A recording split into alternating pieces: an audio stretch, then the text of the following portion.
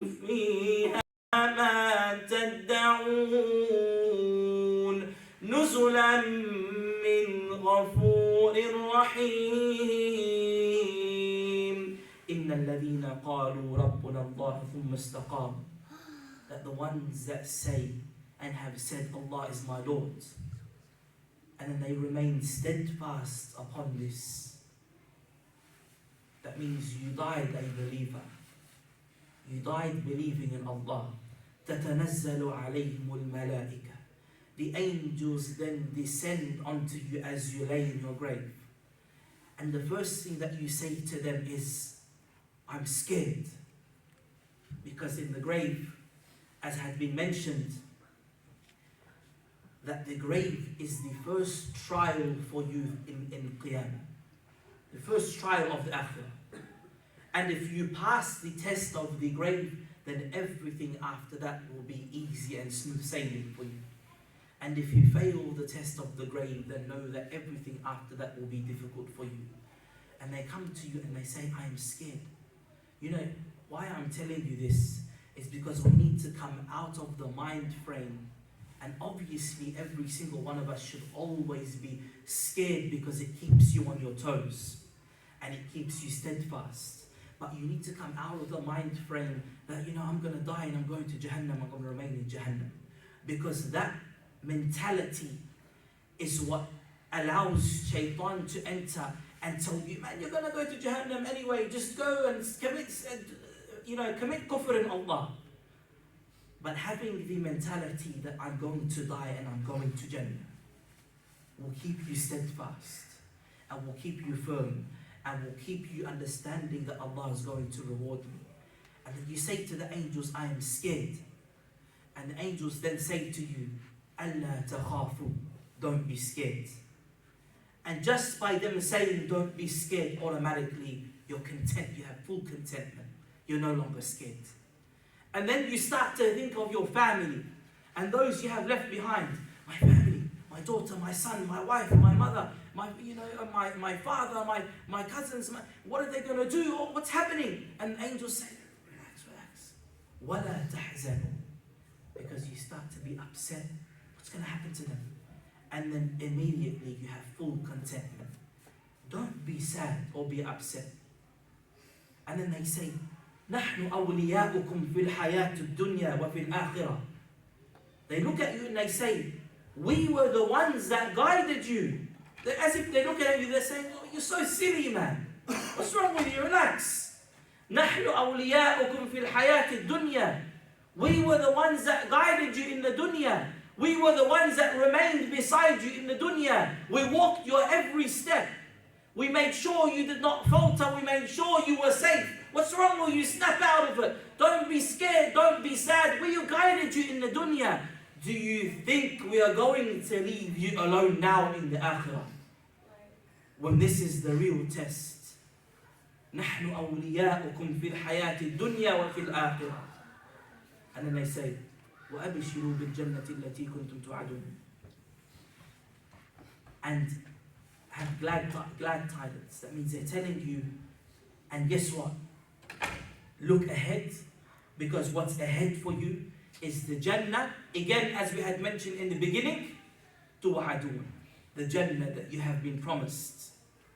وَلَكُمْ فِيهَا مَا تَشْتَهِي أَنفُسَكُمْ وَلَكُمْ فِيهَا مَا تَدَّعُونَ. And in Jannah, whatever your nafs desires, you will have. In Jannah, whatever you ask for, you will have. نُزُلًا مِّنْ غَفُورٍ رَحِيمٍ. Look how many times in this ayah Allah subhanahu wa ta'ala is confirming and guaranteeing that this is what you will have in the very end of it. نُزُلًا مِّنْ غَفُورٍ رَحِيمٍ. And it has been decided. It has been decided, O Muslims, from your Lord, the forgiving, the merciful, that this is what you will receive. So why do we still worry? Why are we still concerned? And then Jannah, and then the Akhirah, the life of the Barzakh starts, and then Akhirah, and then the Qiyamah starts. And then as you go through the Qiyamah and judgment and whatever it meant, all of those steps. And inshallah you receive your book in your right hands.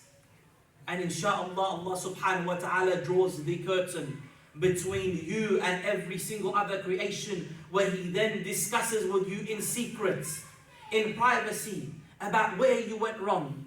Look at this. Allah subhanahu wa ta'ala loves you so much because you stayed steadfast. You receive your book of deeds in your right hand, and then He draws the curtain between you and every single other creation that ever roamed the earth. And He tells you, oh my slave, you know, in the dunya at this day and at this time you did this and you did that. Why did you do such things? You shouldn't have done such things. You're having this loving, this such caring conversation with Allah subhanahu wa ta'ala. Allahu Akbar. And then you go through the sirat and all of these scenarios.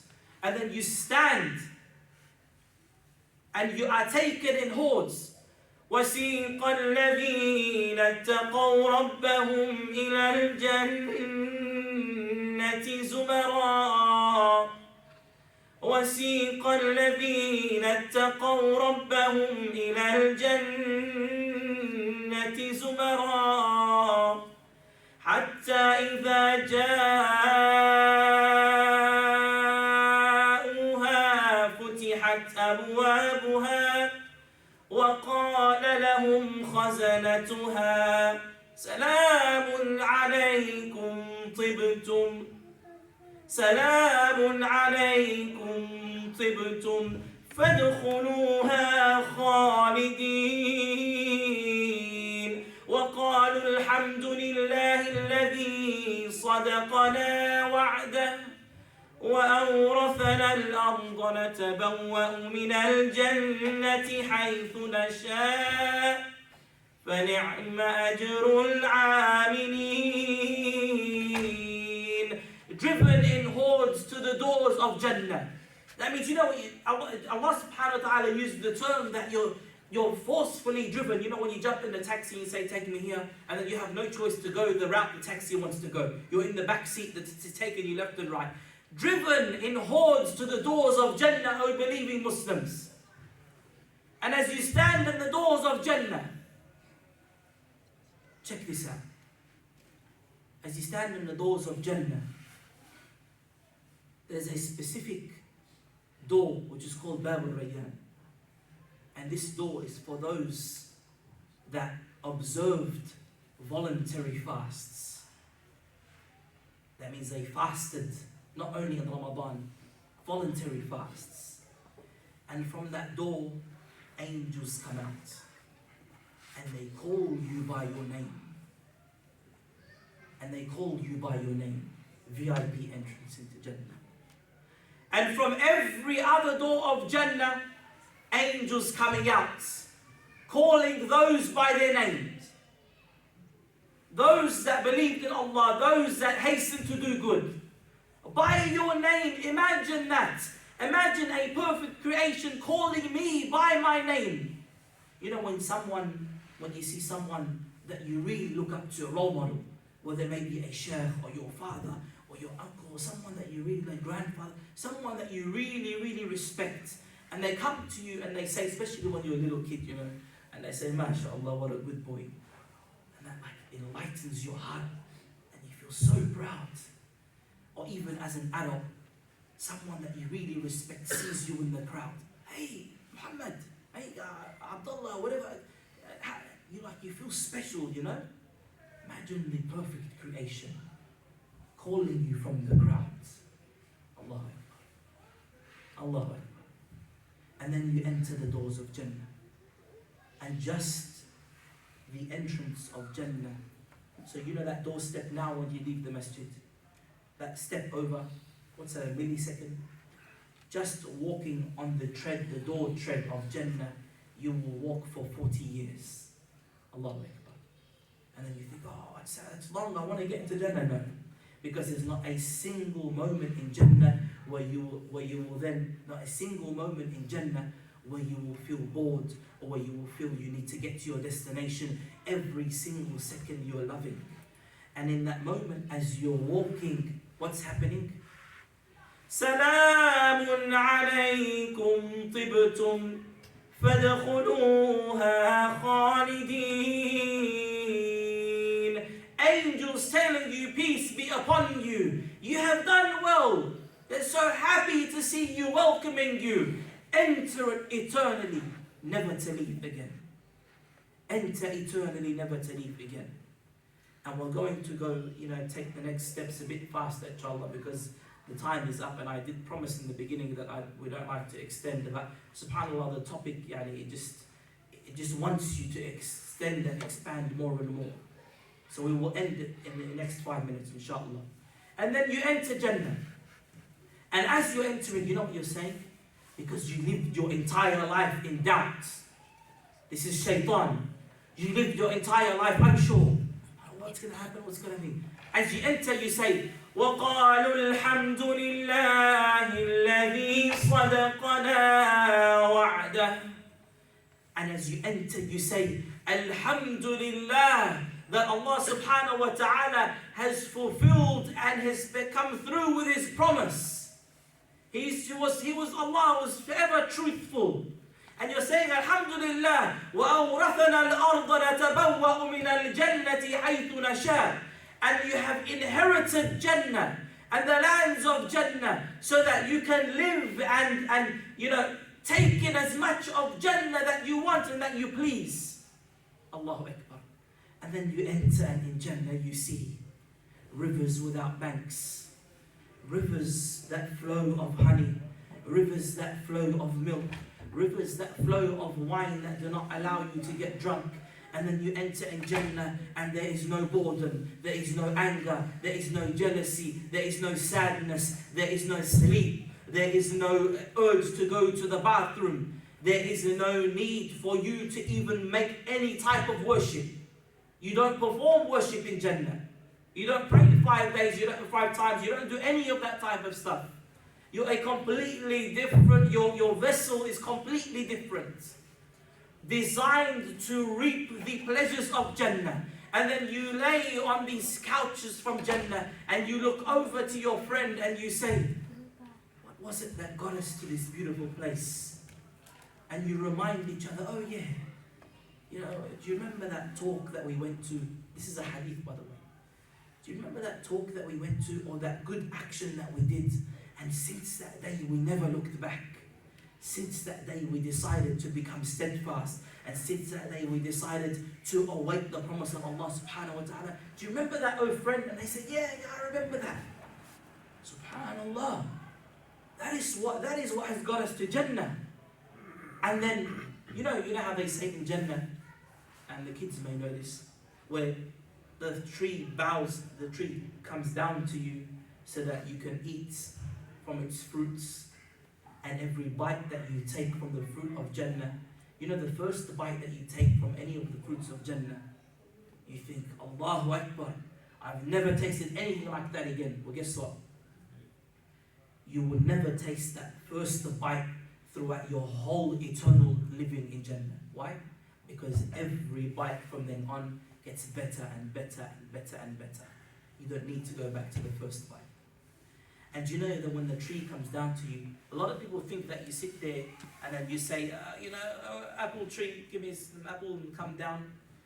You don't even need to make a request in Jannah, because the second it falls on your mind, that apple is in front of you. Before you even utter the sound, come down and give me that apple, it's there in front of you. Whatever you want. How many kids here want to fly? You want to fly? Like Superman, Batman? Well, not Batman doesn't fly, right? How many kids want to fly, yeah? When I was a kid, yeah, he wants to fly, yeah. You know where you can fly? We cannot fly here. We cannot fly here. And in actual fact, Imam Malik rahimahullah, on this point, Imam Malik rahimahullah, who is one of the 4, yeah, that's right. Imam Malik rahimahullah is one of the 4 imams of the great fuqaha of the Maliki fiqh. When he was asked the question, because Imam Malik was asked a lot of questions, and subhanallah, a lot of us these days, we ask questions and we're quick to answer. We know all the answers. Imam Malik, if he's asked 100 questions, he will answer 20 and 80 of them he will say, I don't know. This is a great scholar because he's scared of giving the wrong answer. And he was asked the question, Imam Malik, what would you say if you see a person flying? And he said, لو رأيت لكفرت. If I seen an individual flying, I will say this is a kafir. Because it is not something from us individuals, and this individual is committing, sihr or whatever it may be that he may be involved in. And sihr, as we know, is kufr. Because it's not from amongst us. But in Jannah, you can fly. If you want to fly, in Jannah you can fly. In Jannah, whatever your desires are there. And we don't, subhanAllah, the topic was not necessarily about the description of Jannah, but it was about giving you the idea that that is a place you will go, and that is the light at the end of our dark tunnel. And I will leave you here to go and do your own research about what else Jannah contains. Because wallahi, the more you read about Jannah, the more you will say Allah Akbar. But I will leave you with the last thing. And this is the greatest reward in Jannah. So all of these fancy and things that our heart desires we have in Jannah, the greatest reward in Jannah, every Friday, Allah subhanahu wa ta'ala gathers the residents of Jannah and He calls them into a big area, and He recites upon them the Quran in a voice so melodious that you have never heard like it before. And in that moment, then Allah subhanahu wa ta'ala every Friday reveals upon Himself to the residents of Jannah. Allahu Akbar. And it has been narrated that this is the greatest reward for you and I, that we can finally see Allah. When you think of Allah, you're trying to think of Allah, you can't think of Allah. Every Friday He gathers you and He recites upon you the Quran, and you can physically see Allah subhanahu wa ta'ala. And in the first moment, He grabs the angel of death. And the angel of death, he is represented in the image of a sheep. And He slaughters the angel of death. And then He looks at the residents of Jahannam and He says, Ya ahlan nari. So He slaughters the angel of death. No more death after now. Ya ahlan nari. خلود بلا موت يا أهل الجنة خلود بلا موت. O people of Jahannam, eternity you will reside therein without death. O people of Jannah, eternity you will reside therein without death. And for some people that may scare you, you know why? Because we hold so tight to this dunya that we think, there has to be something after, I never want to leave the dunya. But once you enter Jannah, you will never question, how eternity, what is there after? Because all you want is that moment to remain forever. And that is what you will be given. خلود بلا موت. جزاكم الله خير. سبحانك اللهم وبحمدك نشهد أن لا إله إلا أنت نستغفرك ونتوب إليك. والسلام عليكم ورحمة الله وبركاته.